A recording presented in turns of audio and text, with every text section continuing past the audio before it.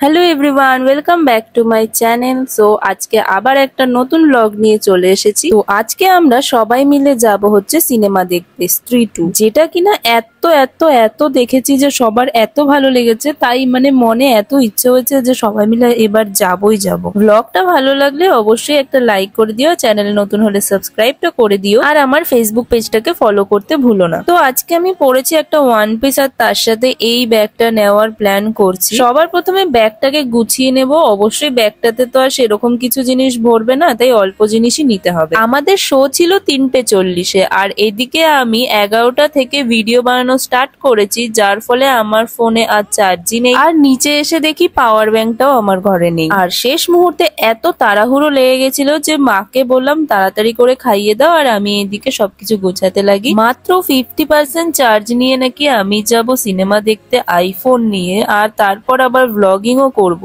আর এদিকে দেখিয়ে দিয়ে আমি খাচ্ছি জীবনে প্রথমবার চারাপোনা মাছ, কারণ আমি মাছ অতটা খেতে ভালোবাসি না। হট করেই আমার এই মাছটা খেতে খুব ভালো লাগলো। আর এদিকে আমি খেয়ে দিয়ে একদম রেডি হয়ে গেছি। তারপর আমি বেরোবো বলে বাইরে গিয়ে দেখি এরকম বৃষ্টি হচ্ছে, আর তার থেকেও বড় কথা আমাদের বাড়ি ছিল না একটাও ছাতা। লাস্টে তো প্ল্যানটা ক্যান্সেল করলাম, কিন্তু তারপরে আমাদের বাড়ি একটা কাকু দরজার কাজ করছিলেন, তিনি আমাকে ছাতাটা দিলেন। আর ছাতা নেওয়ার সঙ্গে সঙ্গে বেরিয়ে চলে গেলাম পলতা স্টেশনে। আর দেখলাম এরকম একটা মিষ্টি বন্ধু খেলা করছে। অনেকক্ষণ অপেক্ষা করার পর ট্রেন চলে এলো। যেই কিনা তাড়াহুড়োতে আছি সেই ট্রেন লেট। আর কি কপালে তো 3:40-এর শোটা দেখা লিখা ছিল না। তারপরে আমরা অন্য হলে নেক্সট শো দেখার প্ল্যান করলাম। আর আমি এদিকে তাড়াতাড়ি করে বেলঘরিয়ায় নেমে গেলাম। আর বেলঘরিয়া থেকে অটো ধরে আমি যাব বিরাটি। একদিকে ছিল না আমার ফোনের চার্জ, আর আরেক দিকে মনও ভালো ছিল না, কারণ একবার প্ল্যান অলরেডি ক্যান্সেল হয়ে গেছিল। তারপরেও জেদ ধরে আমি চলে এসেছি মুভি দেখতে, কারণ যেই ভেবেছি একবার দেখবো তো দেখবই। তারপর আমরা বিরাটি স্টেশন থেকে ট্রেন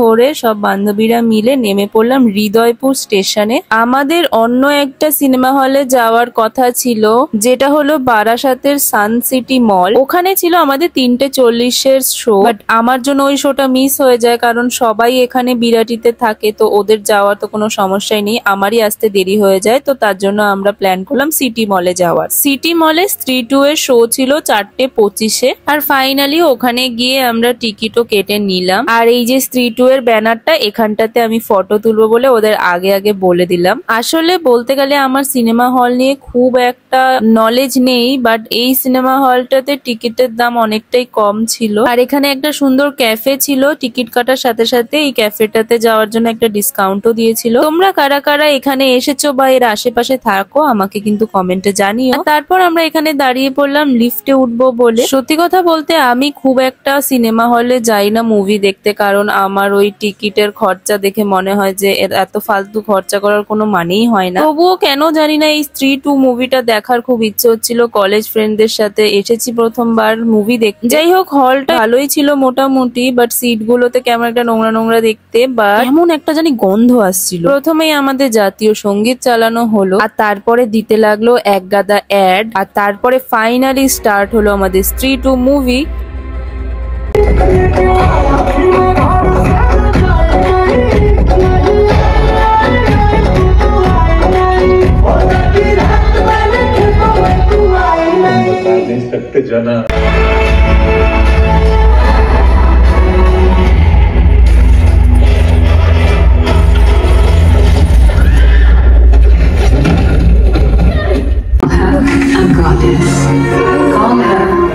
কেমন লাগলো বল?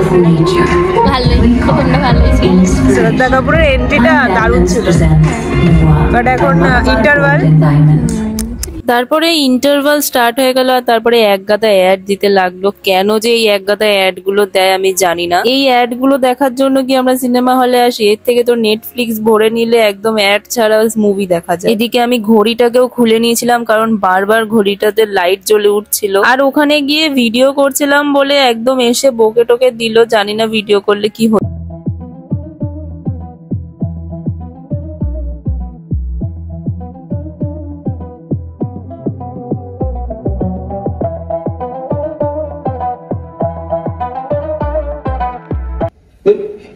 पर वो तो आपको मारना चाहती थी।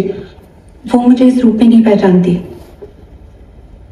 उनके लिए তো ফাইনালি এদিকে আমাদের মুভি হয়ে গেছিল শেষ, আর মুভিটা এত ভালো লেগেছিল কি বলবো। লাস্ট পার্ট টুকু দেখে যা বুঝতে পারলাম যে এরপরে আবার আসবে আরেকটা পার্ট, আর যেখানে হয়তো অক্ষয় কুমার থাকবে ভিলেন। তারপরে আমরা সবাই মিলে বেরিয়ে পড়লাম সিটি মল থেকে। তারপরে এত দূরে যখন এসেছি একটু খাওয়া দাওয়া তো করা লাগেই, তো তারপর চলে গেলাম আমরা বিরাটি স্টেশনের পাশে একটা দোকানে বিরিয়ানি খেতে। এখানেও অনেকক্ষণ অপেক্ষা করার পর ওইদিকে হচ্ছিল আমাদের বিরিয়ানি প্লেটিং করা, আর এইদিকে দেখো আমারকে কি টায়ার্ড লাগছে। আর খেয়ে দেন এই তো এত খিদে পেয়ে গেছিল, তারপরে এই বিরিয়ানিটা হাতে পাওয়ার পর তাড়াতাড়ি করে বিরিয়ানি খেয়ে নিলাম। আর তারপরে আমার চার্জও খুব একটা ছিল না, পুরোপুরি সুইচ অফ হয়ে গেলে তো প্রবলেম হতো, তার জন্য একবারে বাড়ি এসে ভিডিও করা স্টার্ট করেছি। দেখো আজকের দিনটা একদমই ভালো যায়নি, মুভিটা ছাড়া কোনো কিছুই ভালো লাগেনি, তাই এই হচ্ছে আমার একটা সাইড এফেক্ট হয়ে গেছিল। টোটোতে উঠতে গিয়ে আমার পাটা কেটে যায়, আর কাটাটা দেখে মনে হচ্ছে যেন